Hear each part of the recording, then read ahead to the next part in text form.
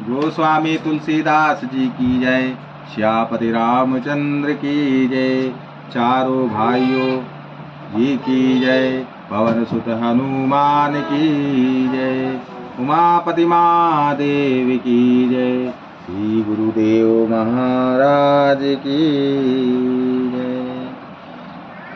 भगत भूमि भूसुर सुरभि सुरहित लागी कृपाल।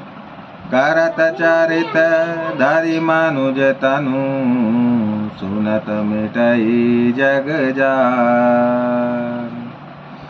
सखा समुझ यस परिहरि मोहु सिय रघुवीर चरण रत हो। कहत राम गुण भाविनुसारा जागे जग मंगल सुख दारा। हे सखा, ऐसा समझ मोह को त्याग कर श्री सीताराम जी के चरणों में प्रेम करो। इस प्रकार श्री रामचंद्र जी के गुण कहते कहते सवेरा हो गया। तब जगत का मंगल करने वाले और उसे सुख देने वाले श्री राम जी जागे। शौच के सब कार्य करके नित्य पवित्र और सुजान श्री रामचंद्र जी ने स्नान किया। फिर बड़ का दूध मंगाया और छोटे भाई लक्ष्मण जी सहित उस दूध से सिर पर जटाएं बनाई। यह देखकर सुमंत जी के नेत्रों में जल छा गया। उनका हृदय अत्यंत जलने लगा, मुंह मलिन उदास हो गया। वे हाथ जोड़कर अत्यंत दीन वचन बोले, हे नाथ, मुझे कौशलनाथ दशरथ जी ने ऐसी आज्ञा दी थी कि तुम रथ लेकर श्री राम जी के साथ जाओ। वन दिखाकर गंगा स्नान कराकर दोनों भाइयों को तुरंत लौटा लाना। सब संचय और संकोच को दूर करके लक्ष्मण राम सीता को फिरा लाना। महाराज ने ऐसा कहा था, अब प्रभु जैसा कहें मैं वही करूं। मैं आपकी बलिहारी हूँ। इस प्रकार विनती करके वे श्री रामचंद्र जी के चरणों में गिर पड़े और उन्होंने बालक की तरह रो दिया और कहा, हे तात, कृपा करके वही कीजिए जिससे अयोध्या अनाथ ना हो। श्री राम जी ने मंत्री को उठाकर धैर्य बांधते हुए समझाया कि हे तात, आपने तो धर्म के सभी सिद्धांतों को छान डाला है। शिवी दादीची और राजा हरिश्चंद्र ने धर्म के लिए करोड़ों अनेकों कष्ट सहे थे। बुद्धिमान राजा रंतिदेव और बलि बहुत से संकट सहकर भी धर्म को पकड़े रहे। उन्होंने धर्म को परित्याग नहीं किया। वेद शास्त्र और पुराणों में कहा गया है कि सत्य के समान दूसरा धर्म नहीं है। मैंने उस धर्म को सहज ही पा लिया है। इस सत्य रूपी धर्म का त्याग करने से तीनों लोक में अपयश छा जाता है। प्रतिष्ठित पुरुष के लिए अपयश की प्राप्ति करोड़ों मृत्यु के समान भीषण संताप देने वाली है। हे तात, मैं आपसे अधिक क्या कहूँ, लौटकर उत्तर देने में भी पाप का भागी होता हूँ। आप जाकर पिताजी के चरण पकड़कर करोड़ों नमस्कार के साथ ही हाथ जोड़कर विनती करिएगा कि हे तात, आप मेरी किसी बात की चिंता ना करें। आप भी पिता के समान ही मेरे बड़े हितैषी हैं। हे तात, मैं हाथ जोड़कर आपसे विनती करता हूँ कि आपका भी सब प्रकार से वही कर्तव्य है जिसमें पिताजी हम लोगों के सोच में दुख ना पावे। श्री रघुनाथ जी और सुमंत का यह संवाद सुनकर निषाद राज कुटुंबियों सहित व्याकुल हो गया। फिर लक्ष्मण जी ने कुछ कड़वी बात कही। प्रभु श्री रामचंद्र जी ने उसे बहुत ही अनुचित जानकर उनको मना किया। श्री रामचंद्र जी ने सकुचाकर अपनी सौगंध दिलाकर सुमंत्र जी से कहा कि आप जाकर लक्ष्मण का यह संदेश ना कहिएगा। सुमंत्र ने फिर राजा का संदेश कहा कि सीता वन के कलेश ना सह सकेगी, अतएव जिस तरह सीता अयोध्या को लौट आवे तुमको और श्री रामचंद्र को वही उपाय करना चाहिए, नहीं तो मैं बिल्कुल ही बिना सहारे का होकर वैसे ही नहीं जीऊंगा जैसे बिना जल के मछली नहीं जीती। सीता के मायके, पिता के घर और ससुराल में सब सुख हैं। जब तक यह विपत्ति दूर नहीं होती तब तक वे जब जहाँ जी चाहे वहीं सुख से रहेगी। राजा ने जिस तरह जिस दीनता और प्रेम से विनती की है वह दीनता और प्रेम कहा नहीं जा सकता। कृपा निधान श्री रामचंद्र जी ने पिता का संदेश सुनकर सीता जी को करोड़ों अनेकों प्रकार से सीख दी। उन्होंने कहा, जो तुम घर लौट जाओ तो सास ससुर गुरु प्रियजन एवं कुटुंबी सबकी चिंता मिट जाए। पति के वचन सुनकर जानकी जी कहती है, हे प्राणपति, हे परम स्नेही, सुनिए। हे प्रभु, आप करुणामय और परम ज्ञानी हैं, कृपा करके विचार तो कीजिए। शरीर को छोड़कर छाया अलग कैसे रोकी रह सकती है? सूर्य की प्रभा सूर्य को छोड़कर कहाँ जा सकती है? और चांदनी चंद्रमा को त्याग कर कहाँ जा सकती है? इस प्रकार पति को प्रेममय विनती सुनाकर सीता जी मंत्री से सुहावनी वाणी कहने लगी, आप मेरे पिताजी और ससुर जी के समान मेरा हित करने वाले हैं। आपको मैं बदले में उत्तर देती हूँ, यह बहुत ही अनुचित है, किंतु हे तात, मैं अतः होकर ही आपके सम्मुख हुई हूँ। आप बुरा ना मानिएगा। आर्यपुत्र स्वामी के चरण कमलों के बिना जगत में जहाँ तक नाते हैं सभी मेरे लिए व्यर्थ हैं। मैंने पिताजी के ऐश्वर्य की छटा देखी है, जिनके चरण रखने की चौकी से सर्व शिरोमणि राजाओं के मुकुट मिलते हैं, अर्थात बड़े बड़े राजा जिनके चरणों में प्रणाम करते हैं। ऐसे पिता का घर भी जो सब प्रकार के सुखों का भंडार है, पति के बिना मेरे मन को भूल कर भी नहीं भाता। मेरे ससुर कौशल राज चक्रवर्ती सम्राट है, जिनका प्रभाव 14 लोकों में प्रकट है। इंद्र भी आगे होकर जिनका स्वागत करता है और अपने आधे सिंहासन पर बैठने के लिए स्थान देता है। ऐसे ऐश्वर्य और प्रभावशाली ससुर, उनकी राजधानी अयोध्या का निवास, प्रिय कुटुंबी और माता के समान सास हुए, ये कोई भी श्री रघुनाथ जी के चरण कमलों की रच के बिना मुझे स्वप्न में भी सुखदायक नहीं लगते। दुर्गम रास्ते, जंगल, धरती, पहाड़, हाथी, सिंह, अथाह तालाब एवं नदियाँ, कोल, बिल, हिरन और पक्षी प्राणपति रघुनाथ जी के समान रहते, ये सभी मुझे सुख देने वाले होंगे। अतः सास और ससुर के पांव पकड़कर मेरी ओर से विनती कीजिएगा कि मेरा कुछ भी सोच ना करें। मैं वन में स्वभाव से ही सुखी हूँ। वीरों में अग्रहण तथा धनुष और बाणों से भरे तरकस धारण किए मेरे प्राणनाथ और प्यारे देवर साथ हैं। इससे मुझे ना रास्ते की थकावट है, ना भ्रम है और ना मेरे मन में कोई दुख ही है। आप मेरे लिए भूल कर भी सोच ना करें। सुमंत सीता जी की शीतल वाणी सुनकर ऐसे व्याकुल हो गए जैसे सांप मणि हो जाने पर नेत्रों से कुछ सूझता नहीं, कानों से सुनाई नहीं देता। वे बहुत व्याकुल हो गए, कुछ कह नहीं सकते। श्री रामचंद्र जी ने उनका बहुत प्रकार से समाधान किया, तो भी उनकी छाती ठंडी ना हुई। साथ चलने के लिए मंत्री ने अनेकों यत्न किए, युक्तियां पेश की, पर रघुनंदन श्री राम जी उन सब युक्तियों का यथोचित उत्तर देते गए।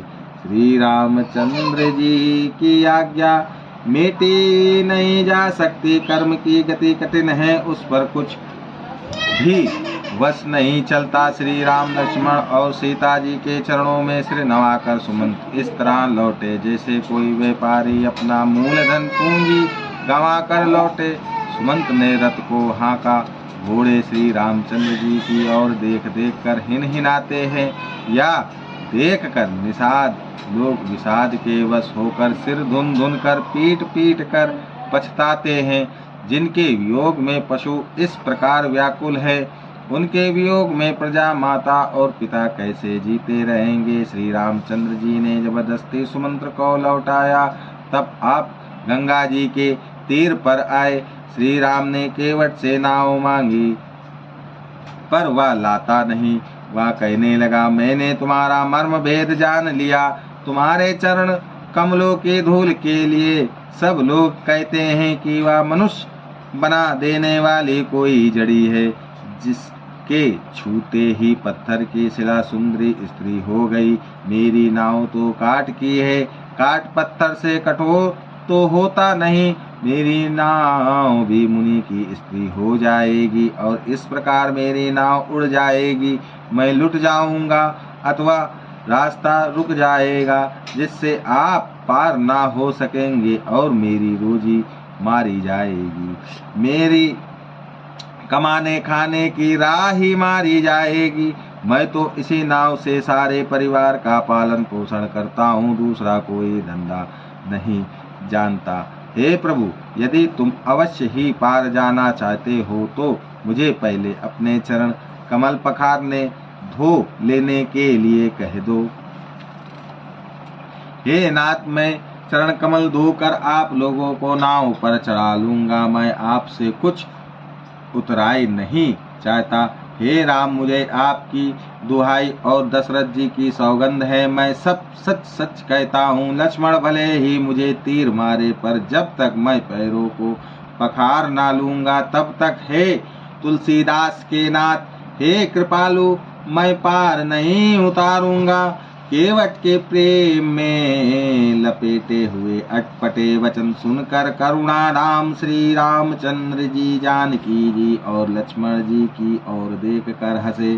कृपा के समुद्र श्री रामचंद्र जी केवट से मुस्कुरा कर बोले, भाई तू वही कर जिससे तेरी नाव ना जाए। जल्दी पानी ला और पैर धो ले, देर हो रही है, पार उतार दे। एक बार जिनका नाम स्मरण करते ही मनुष्य पार भव सागर के पार उतर जाते हैं, और जिन्होंने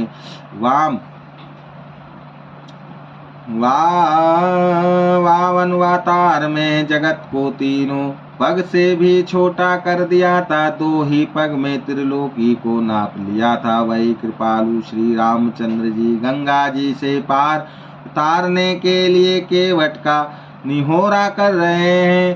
प्रभु के इन वचनों को सुनकर गंगा जी की बुद्धि मोह से खिंच गई है कि ये साक्षात भगवान होकर भी पार उतारने के लिए केवट का निहोरा कैसे कर रहे हैं। परंतु समीप आने पर अपने उत्पत्ति के स्थान पदनखों को देखते ही उन्हें पहचान कर देव नदी गंगा जी हर्षित हो गई। वे समझ गई कि भगवान नरलीला कर रहे हैं, इससे उनका मोह नष्ट हो गया और इन चरणों का स्पर्श प्राप्त करके मैं धन्य होंगी, या विचार कर वे हर्षित हो गई। केवट श्री रामचंद्र जी की आज्ञा पाकर कठोते में भरकर जल ले आया। अत्यंत आनंद और प्रेम में उमग कर वह भगवान के चरण कमल धोने लगा। सब देवता फूल बरसा कर सिहाने लगे कि इसके समान पुण्य की राशि कोई नहीं है। चरणों को धोकर और सारे परिवार सहित स्वयं उस जल को चरणों तक को पीकर पहले उस महान पुण्य के द्वार अपने पितरों को भव सागर से पार कर फिर आनंद पूर्वक प्रभु श्री रामचंद्र को गंगा जी दंडवत करते देखकर प्रभु को संकोच हुआ कि इसको कुछ दिया नहीं। पति के हृदय की जानने वाली सीता जी ने आनंद भरे मन से अपनी रत्न जड़ित अंगूठी उंगली से उतारी। कृपालु श्री रामचंद्र जी ने केवट से कहा, नाव की उतराई लो। केवट ने व्याकुल होकर चरण पकड़ लिए। उसने कहा, हे नाथ, आज मैंने क्या नहीं पाया। मेरे दोष दुख और दरिद्रता की आग आज बुझ गई है। मैंने बहुत समय तक मजदूरी की, विधाता ने आज बहुत अच्छे भरपूर दूरी दे दी। हे नाथ, हे दीन दयाल, आपकी कृपा से अब मुझे कुछ नहीं चाहिए। लौटती आप मुझे जो कुछ देंगे वह प्रसाद मैं सिर चढ़ा कर लूंगा। प्रभु श्री राम जी, लक्ष्मण जी और सीता जी ने बहुत आग्रह या यत्न किया, पर केवट कुछ नहीं लेता। तब करुणा के धाम भगवान श्री रामचंद्र जी ने निर्मल भक्ति का वरदान देकर उसे विदा किया। फिर रघुकुल के स्वामी श्री रामचंद्र जी ने स्नान करके पृथ्वी पूजा की और शिव जी को सिर नवाया। सीता जी ने हाथ जोड़कर गंगा जी से कहा, हे माता, मेरा मनोरथ पूरा करिएगा, जिससे मैं पति और देवता के साथ कुशल पूर्वक लौट आकर तुम्हारी पूजा करूं। सीता जी की प्रेम रस में सनी हुई विनती सुनकर तब गंगा जी के निर्मल जल में से श्रेष्ठ वाणी हुई, हे रघुवीर की प्रियतमा जानकी, सुनो, तुम्हारा प्रभाव जगत में किसे नहीं मालूम है। तुम्हारे कृपा दृष्टि से देखते ही लोग लोकपाल हो जाते हैं। सब सिद्धियां हाथ जोड़े तुम्हारी सेवा करती हैं। तुमने जो मुझको बड़ी विनती सुनाई या तो मुझ पर कृपा की और मुझे बढ़ाई दी है, तो भी हे देवी, मैं अपनी वाणी सफल होने के लिए तुम्हें आशीर्वाद दूंगी। तुम अपने प्राणनाथ और देवर सहित कुशल पूर्वक अयोध्या लौटोगी। तुम्हारी सारी मन कामनाएं पूरी होंगी और तुम्हारा सुंदर यश जगत भर में छा जाएगा। मंगल के मूल गंगा जी के वचन सुनकर और देव नदी गंगा को अनुकूल देखकर सीता जी आनंदित हुई। तब प्रभु श्री रामचंद्र जी ने निषाद राजगृह से कहा कि भैया, अब तुम घर जाओ। यह सुनते ही उसका मुख सूख गया और हृदय में दाह उत्पन्न हो गया। गो हाथ जोड़कर दीन वचन बोला, हे रघुकुल शिरोमणि, मेरी विनती सुनिए। मैं नाथ आपके साथ रहकर रास्ता दिखाकर कुछ दिन चरणों की सेवा करके, हे रघुराज, जिस वन में आप जाकर रहेंगे वहां मैं सुंदर पर्णकुटी पत्तों की कुटिया बना दूंगा। तब मुझे आप जैसी आज्ञा देंगे। मुझे रघुवीर आपकी दुआई है, मैं वैसा ही करूंगा। उसके बाद स्वाभाविक प्रेम को देखकर श्री रामचंद्र जी ने उसको साथ ले लिया। इससे गुह के हृदय में बड़ा आनंद हुआ। फिर गुह निषाद राज ने अपनी जाति के लोगों को बुला लिया और उनका संतोष करा के तब उनको विदा किया। तब प्रभु श्री रघुनाथ जी, गणेश जी और शिव जी का स्मरण करके तथा गंगा जी को मस्तक नवाकर सखा निषाद राज, छोटे भाई लक्ष्मण जी और सीता जी सहित वन को चले। उस दिन पेड़ के नीचे निवास हुआ। लक्ष्मण जी और सखा गुह ने विश्राम सब सुव्यवस्था कर दी। प्रभु श्री रामचंद्र जी ने सवेरे प्रातः काल की सब क्रियाएं करके जाकर तीर्थों के राजा प्रयागराज के दर्शन किए।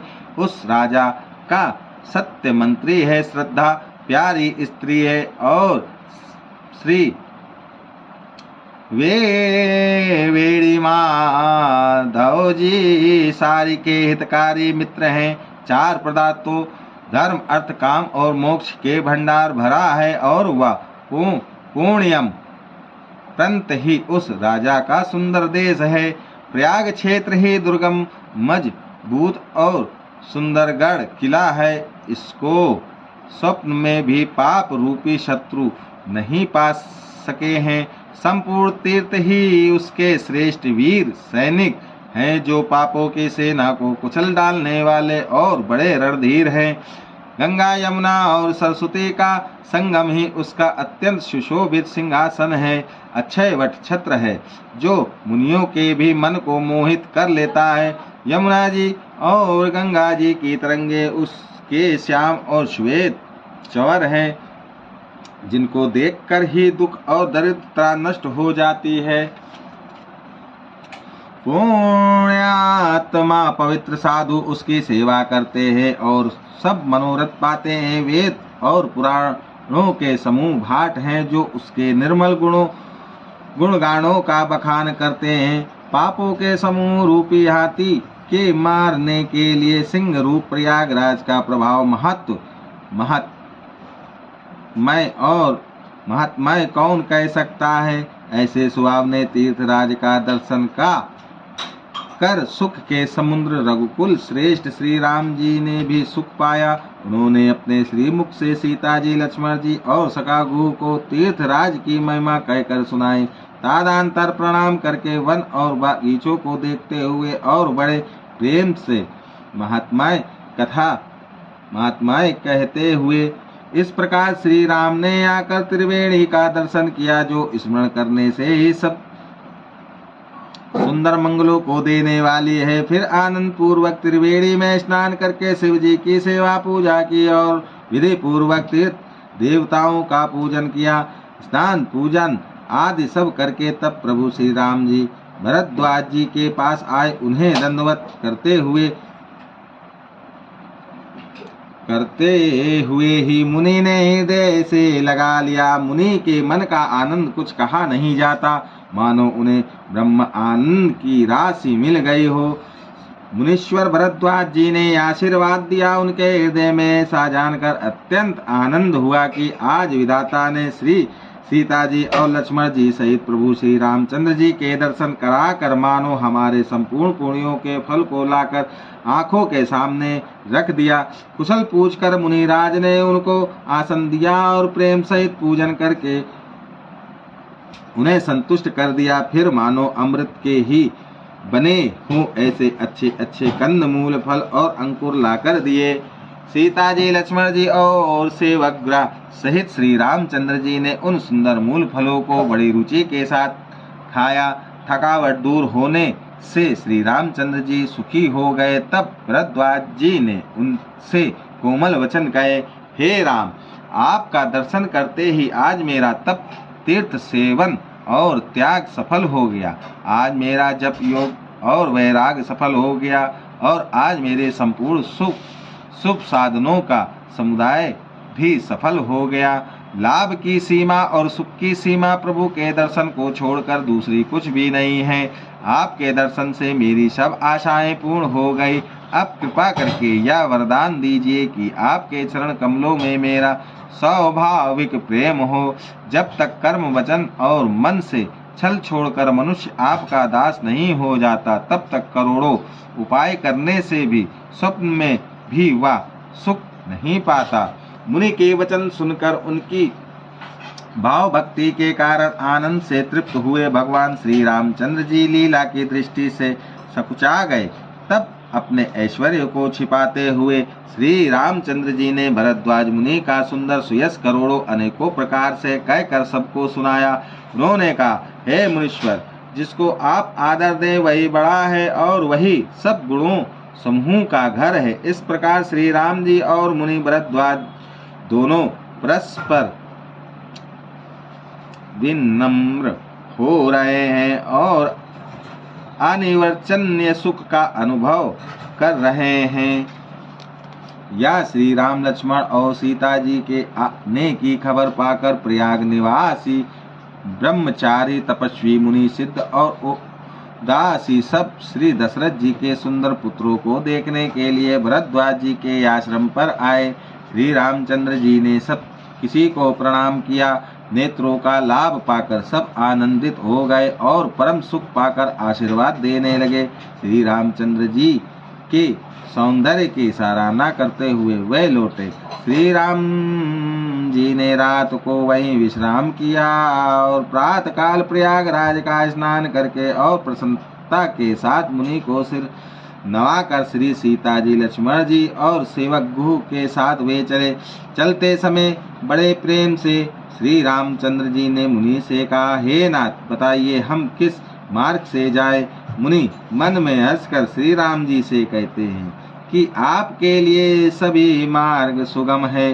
फिर उनके साथ के लिए मुनि ने शिष्यों को बुलाया। साथ जाने की बात सुनते ही चित्त में हर्षित हो कोई 50 शिष्य आ गए। सभी का श्री राम जी पर अपार प्रेम है।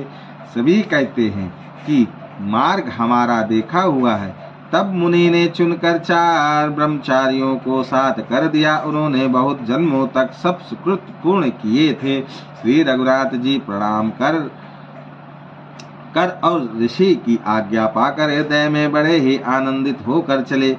जब वे किसी गांव के पास होकर निकलते हैं तब स्त्री पुरुष दौड़कर उनके रूप को देखने लगते हैं। जन्म का फल पाकर वे सदा के नाथ सनाथ हो जाते हैं और मन को नाथ के साथ भेजकर शरीर से साथ न रहने के कारण दुखी होकर लौट आते हैं। तदनंतर श्री राम जी ने विनती करके 4 ब्रह्मचारियों को विदा किया। वे मन चाहे वस्तु अनन्य भक्ति पाकर लौटे। यमुना जी के पार उतरकर सबने यमुना जी के जल में स्नान किया, जो श्री रामचंद्र जी के शरीर के समान ही श्याम रंग का था। यमुना जी के किनारे पर रहने वाले स्त्री पुरुष यह सुनकर कि निषाद के साथ 2 परम सुंदर सुकुमार नवयुवक और एक परम सुंदरी स्त्री आ रही है, सब अपना अपना काम भूल कर दौड़े और लक्ष्मण जी, श्री राम जी और सीता जी का सौंदर्य देखकर अपने भाग्य की बड़ाई करने लगे। उनके मन में परिचय जानने की बहुत सी लालसाएं भरी है, पर वे नाम गांव पूछते सकुचाते हैं। उन लोगों में वो वायु वृद्ध और चतुर थे। उन्होंने युक्ति से श्री रामचंद्र जी को पहचान लिया। उन्होंने सब कथा सब लोगों को सुनाई कि पिता की आज्ञा पाकर ये वन को चले हैं। यह सुनकर सब लोग दुखित हो पछता रहे हैं कि रानी और राजा ने अच्छा नहीं किया। उसी अवसर पर वहाँ एक तपस्वी आया जो तेज का पुंज, छोटी अवस्था का और सुंदर था। उसकी गति कभी नहीं जानते अथवा वह कवि था जो अपना परिचय नहीं देना चाहता। वह वैरागी के वेश में था और मन वचन तथा कर्म से श्री रामचंद्र जी का प्रेमी था। इस तेज पुंज तापस के प्रसंग को कुछ टीकाकार क्षेपक मानते हैं और कुछ लोगों के देखने में यह अप्रासंगिक और ऊपर से जोड़ा हुआ सा जान भी पड़ता है, परंतु यह सभी प्राचीन प्रातियों में है। गोसाई जी अलौकिक अनुभवी पुरुष थे, पता नहीं यह इस प्रसंग के रखने में क्या रहस्य है, परंतु यह क्षेपक तो नहीं है। इस तापस को जब कभी अलखित गति कहते हैं तब निश्चय पूर्वक कौन क्या कह सकता है। हमारी समझ से ये तापस या तो श्री हनुमान जी थे अथवा ध्यानस्था तुलसीदास जी। अपने इष्ट देव को पहचान कर उनके नेत्रों में जल भर आया और शरीर पुलकित हो गया। वह दंड की भांति पृथ्वी पर गिर पड़ा। उसकी प्रेम विहार दशा का वर्णन नहीं किया जा सकता। श्री रामचंद्र जी ने प्रेम पूर्वक पुलकित होकर उसको हृदय से लगा लिया। उसे इतना आनंद हुआ मानो कोई महादरिद्री मनुष्य पारस पा गया हो।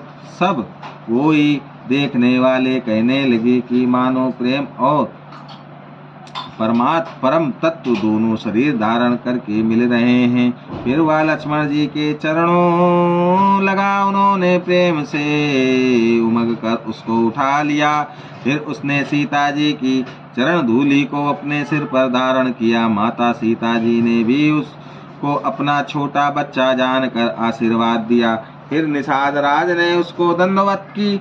श्री रामचंद्र जी का प्रेमी जानकर वह उस निषाद से आनंदित होकर मिला। वह तपस्वी अपने नेत्र रूपी दोनों से श्री रामचंद्र जी की सौंदर्य सुधा का पान करने लगा और ऐसा आनंदित हुआ जैसे कोई भूखा आदमी सुंदर भोजन पाकर आनंदित होता है। इधर गांव की स्त्रियां कह रही हैं, हे सखी कहो तो वे माता पिता कैसे हैं जिन्होंने ऐसे सुंदर सुकुमार बालकों को वन में भेज दिया है। श्री राम जी, लक्ष्मण जी और सीता जी के रूप को देखकर सब स्त्री पुरुष स्नेह से व्याकुल हो जाते हैं। तब श्री रामचंद्र जी ने सखाग्रोह को अनेकों तरह से घर लौट जाने के लिए समझाया। श्री रामचंद्र जी की आज्ञा को सिर चढ़ाकर उसने अपने घर को गमन किया। फिर सीता जी, श्री राम जी और लक्ष्मण जी ने हाथ जोड़कर यमुना जी को पुनः प्रणाम किया और सूर्यकांत यमुना जी की बड़ाई करते हुए सीता जी सहित दोनों भाई पूर्वक आगे चले।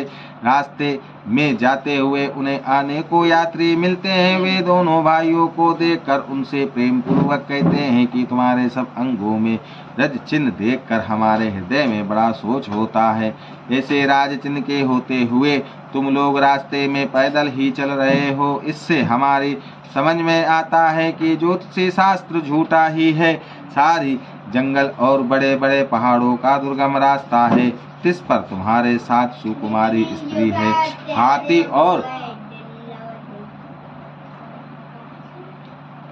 हाथी और सिंहों से भरा यह भयानक वन देख तक नहीं जाता। यदि आज्ञा हो तो हम साथ चले। आप जहाँ तक जाएंगे वहाँ तक पहुँचाकर फिर आपको प्रणाम करके हम लौट आवेंगे। इस प्रकार वे यात्री प्रेमवश पुलकित शरीर हो और नेत्रों में प्रेम आंसुओं का जल भरकर पूछते हैं, किंतु कृपा के समुद्र श्री रामचंद्र जी कोमल विनय युक्त वचन कहकर उन्हें लौटा देते हैं।